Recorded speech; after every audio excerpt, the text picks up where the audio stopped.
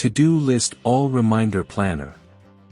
What you need to do is to install the task list app and then go to the main page. Click on the more symbol and you will find a space for you to write your task, drag it to the left to have more options. And drag to the right to complete a task. Hold down to sort the task. At the top you will have several categories. Add each task depending on the topic. For example, here you can mark it with a symbol. In calendar you can keep track of the events or tasks you have scheduled. You can click on the calendar symbol and set the day and time. Also, add a reminder. So in the calendar you will have a blue dot indicating the events you have scheduled in my calendar, so you will have a graph of the completion of daily tasks. So you can keep a list of achievements and more.